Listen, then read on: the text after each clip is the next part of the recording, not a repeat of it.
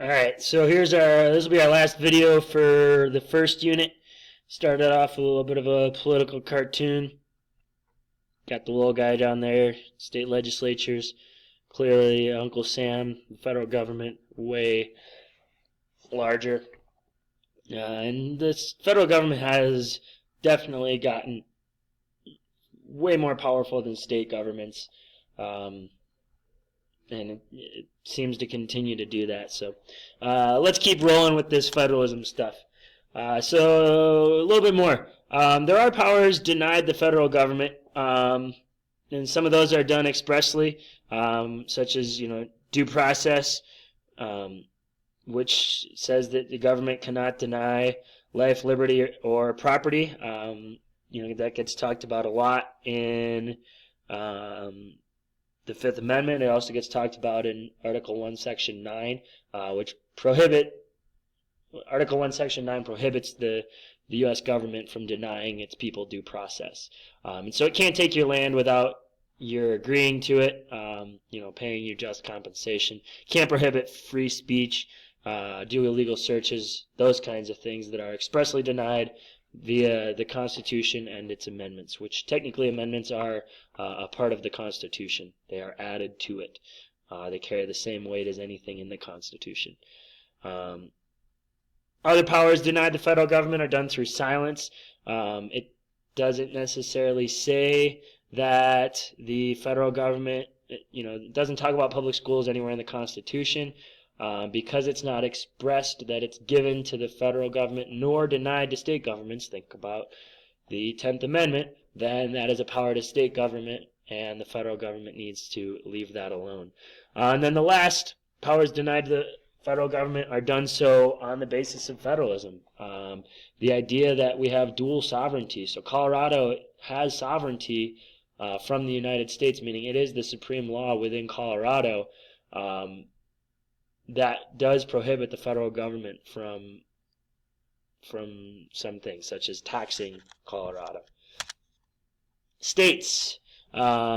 States are governments, and they have reserved powers, meaning they get any powers the federal government doesn't have. We also want to specify things that are not denied to the state governments either. So the Constitution does deny, making its own treaties. States aren't allowed to make their own treaties, print their own money, things like that.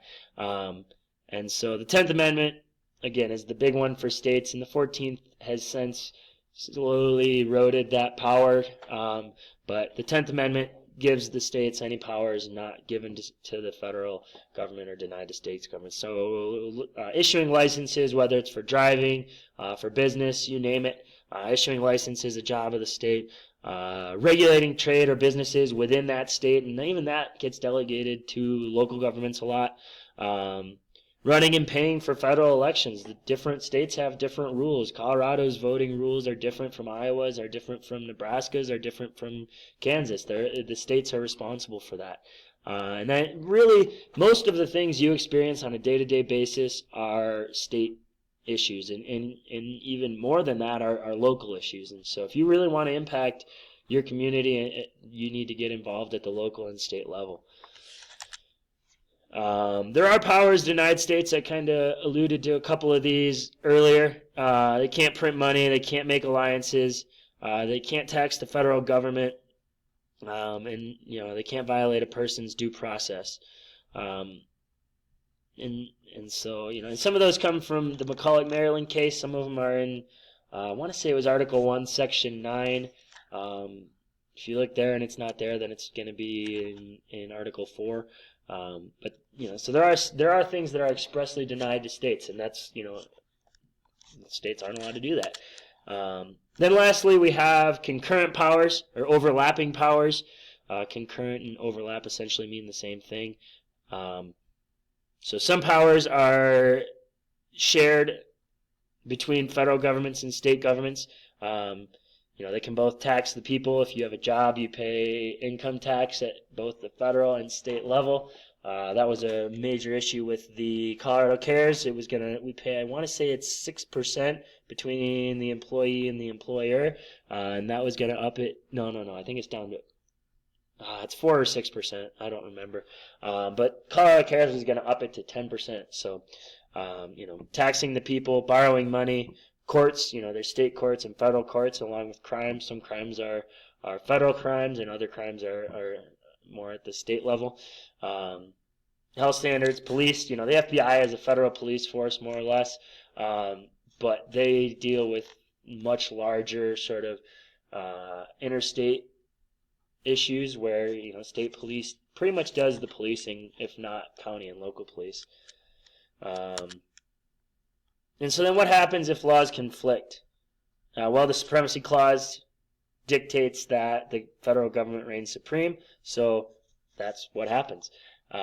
Basically, in a nutshell, Constitution number 1, and that does include all of the amendments. After that, we get acts of Congress, so laws that get passed by Congress, treaties that get enacted by Congress, and then from there we have state law. So that's if you're going to try to rank them, that would be the order.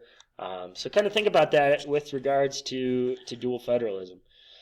So a case kind of dealing with another case, and this one has come up. It's not as popular as the others, but it helps to represent an example of the federal government trying to go a little too far. So Lopez, I don't remember his first name, brought a gun to school. This was back in the in the early 90s. So Lopez brought a gun to school, which violated Texas state law. He was charged federally under the 1990 Gun-Free School Zones Act, and for some reason he was being charged under federally because Congress, because of the ability to regulate interstate commerce. You can hear me tripping over my words because I don't fully understand why they would use interstate commerce, but that's what they did. And so the question at hand is, does the act exceed Congress's ability to legislate under the Commerce Clause? And it's a narrow decision, but yes, this is not economic activity, and I think you would all agree. The government should regulate, but that's a state issue that Texas needs to deal with, and it is not a part of interstate commerce. And basically, what it does is it helps limit the broad definition outlined by the Commerce Clause, which is a victory for state governments, helping them to keep power from the almighty federal government. So that was our last video. Hopefully you got some good information there. I hope you were taking notes and writing down questions. We're going to have question and answer time next Thursday. I will see you all soon.